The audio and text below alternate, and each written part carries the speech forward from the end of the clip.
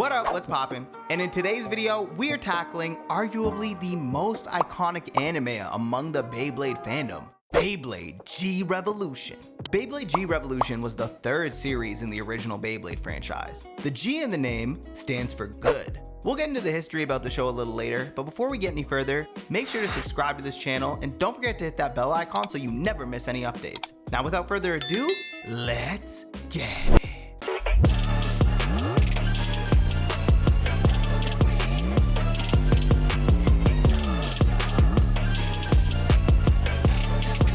Beyblade G Revolution first aired on TV Tokyo on January 6, 2003, 1 week after the conclusion of the second series, Beyblade V-Force. This show eventually ran until December 29, 2003. This season introduces the engine gear tops, with the debut of the hard metal system tops in the Bega arc. Also in this season, instead of the Bit Beasts coming out of the Beyblade in a flash of light, they're always seen in special attacks used by the tops. G Revolution took a different direction to V-Force and returned to focusing on Beyblade tournaments. The change of direction was owed to the director of Season 1 returning to direct G Revolution. It also had more manga tie-in content, such as the introduction of Hero Granger and Daichi Sumeragi, and more closely followed the manga itself, including adding content later on such as the Bega series, where it had yet to appear in the manga itself. It is the longest season in the original Beyblade trilogy and ran for a total of 52 episodes. So, let's get into the story. Tyson Granger has just won the Beyblade World Championship for the second time, and is showing off his new Beyblade Dragoon Galaxy, which has an engine gear for extra power. As he teaches some neighborhood kids how to battle, his friends Hillary, Kenny, and a quiet Kai watch from nearby. Ray also stops by. Suddenly, a loud boy named Daichi appears and demands a match with Tyson. Daichi's Beyblade, Gaia Dragoon, can copy Dragoon Galaxy's moves, stealing its energy. Tyson still wins with his Galaxy Storm attack, but Daichi refuses to admit defeat since his Beyblade never stops spinning.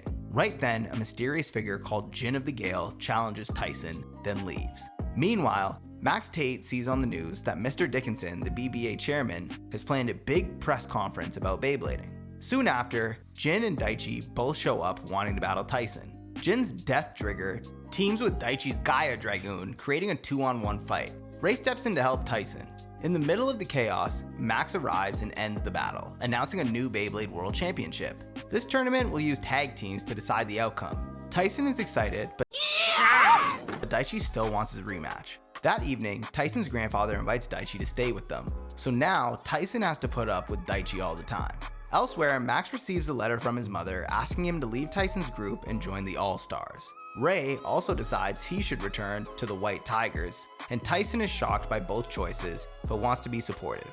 He is sad that his old teammates will soon compete against him. What the hell? Daichi keeps bothering Tyson for more battles, and Tyson realizes this is just part of being a two-time champ. At one point, Daichi shows strong skills at a pool, making Tyson think about how many new challengers he must face. Watching all of this is Jin, who believes Tyson needs a test.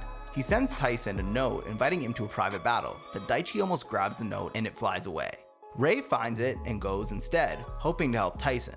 On a stormy night, Ray battles Jin. Death Trigger uses water reflections to confuse Ray, and Jin scolds Ray for being good at many things but not pushing himself far enough. Ray surprises Jin with a clever comeback, though a lightning strike ends the battle. Ray still loses, but Jin is impressed by his fighting spirit. Meanwhile, Max goes to America and meets Rick Anderson, a rough new All-Stars member who dislikes Max right away.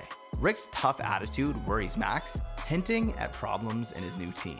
Later, Jin speaks with Kai on a rooftop about Ray and Max leaving the team, but Kai says only he can decide his path. Soon afterward, Tyson and Daichi rush to sign up for the World Championship, barely making it before registration closes. Tyson learns that Jin is actually his older brother, Hero Granger, who has come back to be the new coach of the BBA Revolution. The group includes Tyson, Kai, Daichi, and Kenny. Ray and Max both qualify quickly for their hometown teams. Kai, who joined at the last second, stays on Tyson's side but seems distant. At the All-Stars camp, Rick's direct style upsets veterans like Michael and Emily. Ray then rejoins the White Tiger X led by Lee. Meanwhile, the Neoborg, aka the Blitzkrieg Boys, Tala, Brian, and Spencer have returned, hoping to bring victory back to their homeland. Tyson's BBA Revolution finally makes it through the preliminaries, even though Kai's loyalty is unclear and Daichi's wild energy causes a lot of trouble. Ray and Max have become stronger rivals on their teams as well. When BBA Revolution goes to New York for the first part of the round robin, Daichi clashes with Tyson's ego. A pickpocket steals their Beyblades and they have to chase him all over the city. He is caught battling Rick in an alley. After a tense moment, Rick gives back Dragoon and Gaia Dragoon. Next, the tournament moves to Italy, where Barthez Battalion is revealed. No! No!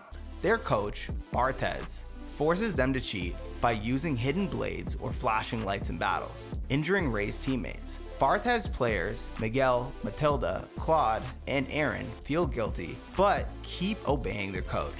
Tyson and Daichi try practicing 2-on-2 matches, but in a fight against Ray and Lee, Tyson's pride and Daichi's reckless moves cause a big loss. Tyson blames Daichi and storms off, forgetting how important teamwork is. Hero then steps in, battling Tyson and beating him easily, shattering Tyson's assumptions that he is unbeatable. The competition continues in Spain and Egypt. Barthez Battalion damages other bladers' parts. Matilda and Miguel struggle with this cheating, but Barthez pressures them. White Tiger X slows down when Ray nearly loses an important match, but they refuse to give up. For the All-Stars, Rick and Max clash about mixing offense and defense, but learn to respect each other in time.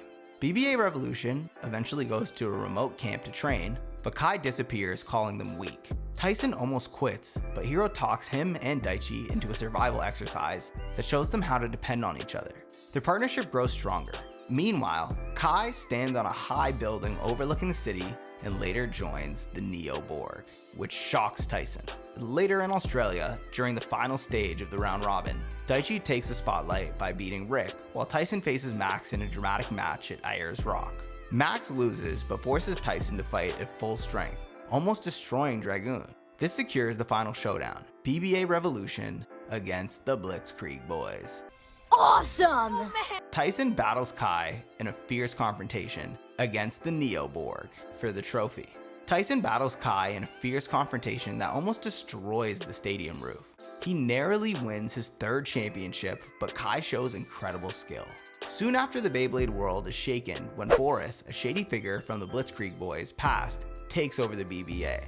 He renames it Bega, the Beyblade Entertainment Global Association, and puts up a huge skyscraper. He claims to bring Beyblading to everyone, but many remember that he once ran cruel training programs. Worse, Kai and Hero appear to work with him. Hero says he has his reasons, but Tyson gets angry. Under Bega's control, stores only sell parts to Bega members, so Tyson and his friends can't buy anything.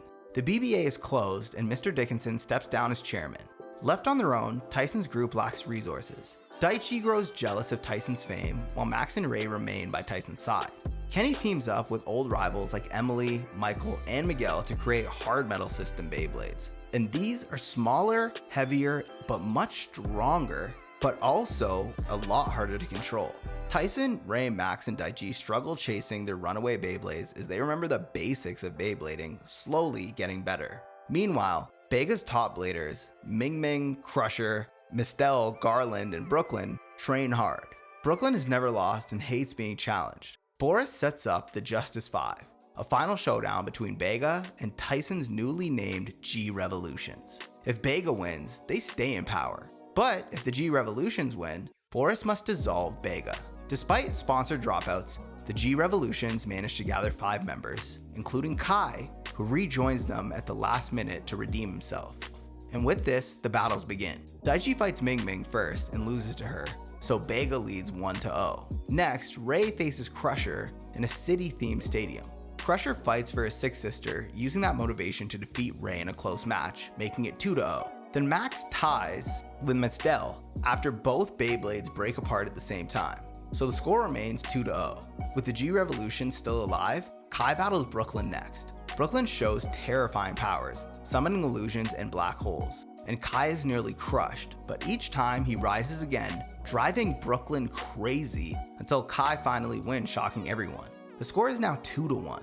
Tyson then fights Garland next, who wants to protect his famous family's honor. Garland quotes rules from a family code, but Tyson tells him to fight with his heart. After a fierce showdown, Tyson wins, tying the score at 2-2-1.